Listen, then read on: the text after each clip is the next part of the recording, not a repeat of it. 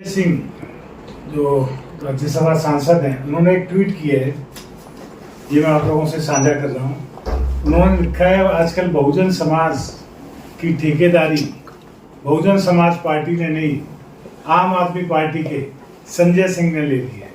उन्होंने लिखा है कि बहुजन समाज से अपील, कृपया संविधान की रक्षा के लिए वोट करें। बीएसपी अब बीजेपी बन चुकी है। बीएसपी का टिकट बीजेपी बांट रही है। नया चुनाव चिन्ह है हाथी के सूंड में कमल का फूल।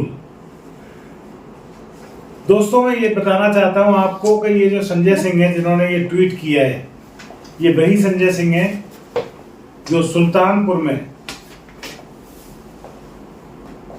एक समय था जब समाजवादी पार्टी के अनूप सांडा का झोला उठाकर, बहन मायावती जी के झोला उठाने वाले संजय सिंह जो उस समय थे, वो ये मायावती को उपदेश देने लगे हैं कि बहुजन समाज के लिए क्या करना चाहिए और क्या नहीं करना चाहिए।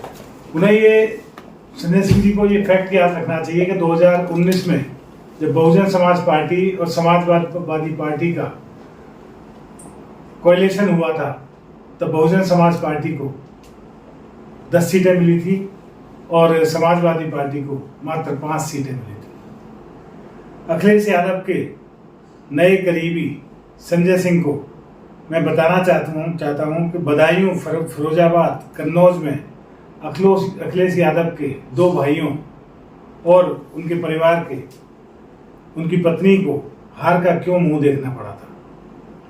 क्या ये सही नहीं है कि पिछले कुछ दिनों से संजय सिंह को केजरीवाल जी ने एक किनारे कर रखा है, इसलिए आजकल उनका अखिलेश प्रेम जाग गया है और वो जय अखिलेश करते फिर रहे हैं और अपने पजामे से बाहर निकलकर इस तरह की बयानबाजी करते फिर रहे हैं।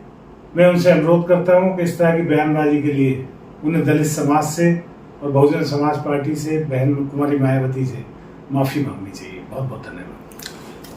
अभी आप पर आरोप लग रहे हैं कि कहीं ना कहीं आप जो है आम आदमी पार्टी में आपके ऊपर ईडी का छापा पड़ा, इस वजह से आप जो है बहुजन समाज पार्टी की तरफ रुख किया है। नहीं, ये गलत है, ये गलत है। थोड़ा खुलासा करेंगे मंत्री जी इसके बारे में? ये मैं कई बार कर चुका हूँ। हाँ। इसको रोज आप पूछेंगे तो ईडी का छापा मेरे ऊपर जो पड़ा था, वो शराब घोटाले का जो लिकर स्कैम था उनका, उसकी ट्रेल पकड़ने के लिए मेरे घर आए थे और मैं उसमें कोई सम्मिलित नहीं था, क्योंकि जब ये शराब घोटाला हुआ था तब मैं मंत्री ही नहीं था, ना मैं विधायक था। तो वो बात कर रहा हूँ। राजकुमार जी, जब आपका टिकट अनाउंस हुआ और जब आपने नॉमिनेशन भरा, उसी के बाद से आम आदमी पार्टी के नेताओं के,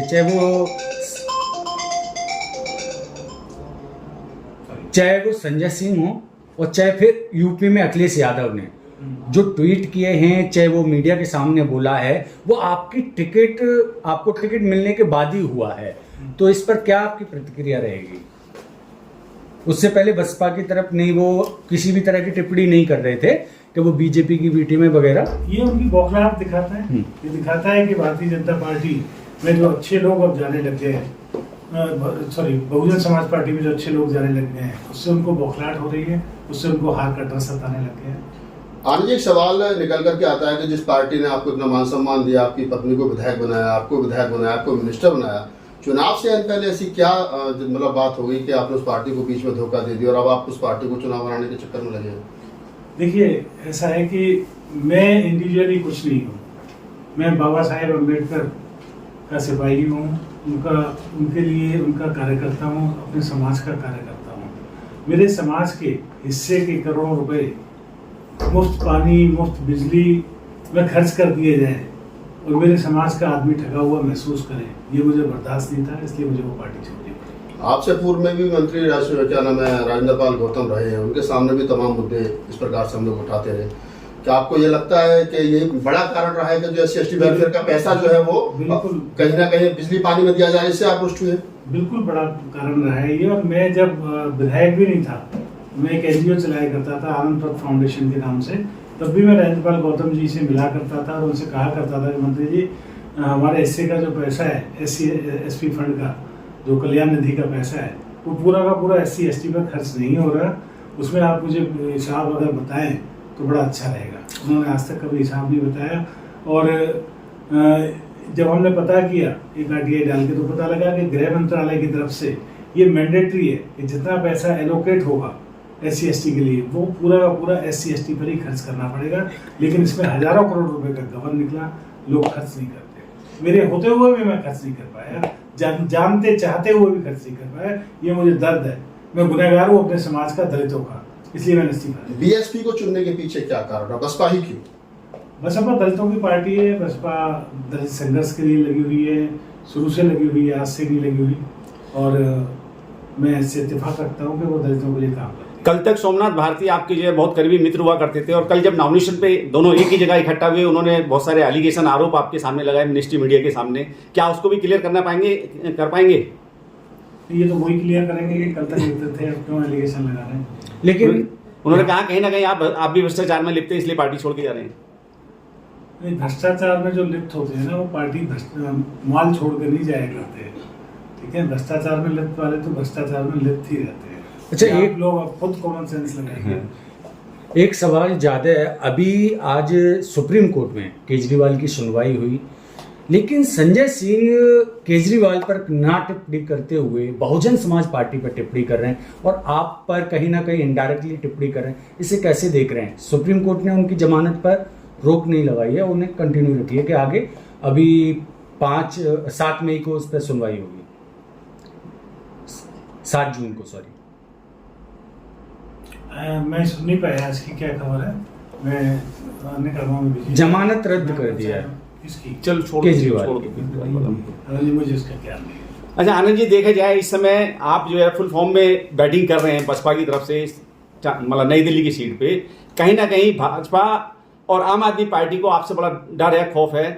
क्या लगता है कि उस फाइट में पूरे तरीके से खरे उतर पाएंगे इस बार? जो है पूरी कोशिश करेंगे और जी जान लगा के लड़ेंगे, पूरा समाज लड़ेगा। मैंने जब ये निर्णय किया तो पूरे समाज से पूछ के किया है, और मेरा समाज कोई छोटा समाज नहीं है। दलित, मजदूर, शोषित, जो पिछड़ा है, ये सब मिला के मेरा समाज है। और उन्होंने कहा कि आपको बहुजन समाज पार्टी में जाना चाहिए, वरना हम किसी और पार्टी में। नई दिल्ली लोकसभा पे 2,65,000 से ज्यादा जो है बहुजन समाज पार्टी का कैडर वोट है। इसके साथ साथ अगर देखा जाए आम आदमी पार्टी में भी आपसे लोग जुड़े रहे, क्या उन वोटरों को भी अपनी तरफ ला पाएंगे? बिल्कुल लाना तो चाहिए, क्योंकि जब हम आम आदमी पार्टी में गए थे तो एक तादाद में लोग लेके गए थे, और वो लोग वापस आने चाहिए। आजकल चाहे संजय सिंह हो गए, चाहे आम आदमी पार्टी के, चाहे अभी इंडिया गठबंधन के, अभी उनका बहुजन प्रेम ज्यादा जाग रहा है। आखिर क्या है कि बसपा की मजबूती दिख रही है या इसके पीछे की बौखलाहट दिख रही है? देखो, फाइनली तो बहुजन प्रेम बहुजन समाज पार्टी की तरफ पे खींच कर लाएगा।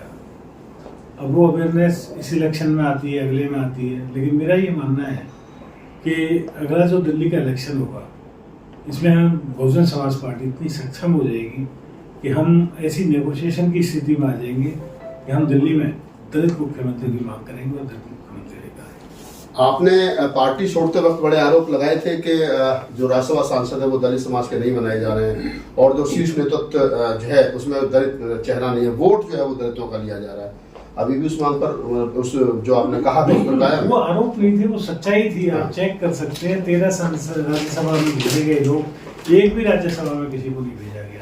हजारों की तादाद में डाक फेलोज, मंत्रालय में कंसल्टेंट और ये लोग रखे गए, उनमें से एक भी दलित नहीं रखा गया, जिनकी सैलरी लाखों रुपए में। क्या मजबूरी रही है केजरीवाल की? बात तो अम्बेडकर और भगत सिंह की कर रहे हैं, और धरती पर जो है यही तो प्रॉब्लम थी कि हम भी ये सोच कर ही कि बाबा साहब का फोटो लगाया हुआ है, बाबा साहब की बात होगी। मेरी एक स्पीच है विधानसभा की, मैं आपसे शेयर करूंगा। उसमें मैंने खुद कहा था कि आज बाबा साहब की बातें आप करते हो, बाबा, मैं हालांकि विपक्ष का विधायक नहीं हूँ, उनके बाबा साहब की आप बात करते हो, बाबा साहब के कदमों में चलते हो, इसलिए मैं आज यहाँ हूँ और कोई वजह नहीं है। तो बाबा साहब का फोटो लगाना एक अलग बात है, बाबा साहब के ऊपर काम करना एक अलग बात है। आपके अलावा और भी 11-12 विधायक दलित समाज से आते हैं दिल्ली के अंदर, और ज्यादा सारे के सारे आम आदमी पार्टी के। उन लोगों से कोई बात हुई? उनको भी मिशन मूवमेंट की चिंता है, सिर्फ राजकुमार आनंद जी को चिंता है? नहीं, सबको। कई लोग पहले जाग जाते हैं, कई लोग बाद में जागते हैं, नहीं जागते हैं, और जागना चाहिए। ओवर। नई दिल्ली लोकसभा क्षेत्र के जो मतदाता हैं उन लोगों से भी कुछ कहना चाहेंगे आज की प्रेस वार्ता के माध्यम से? नई दिल्ली लोकसभा क्षेत्र के जो मतदाता हैं वो बहुत समझदार हैं, बहुत अच्छा ये एरिया है। मेट्रोपॉलिटन जो है हमारा दिल्ली है, दिल्ली का कैपिटल है। अगर देश का कैपिटल दिल्ली है तो दिल्ली का कैपिटल नई दिल्ली है, ऐसे समझिए आप। तो बहुत समझदार मतदाता है, वो सब समझ रहा है, सब देख रहा है और सोच समझ के वोट करेगा और निश्चित रूप से एक अच्छे, ईमानदार और समझदार आदमी को वोट करेगा। ठीक है, बहुत बहुत धन्यवाद।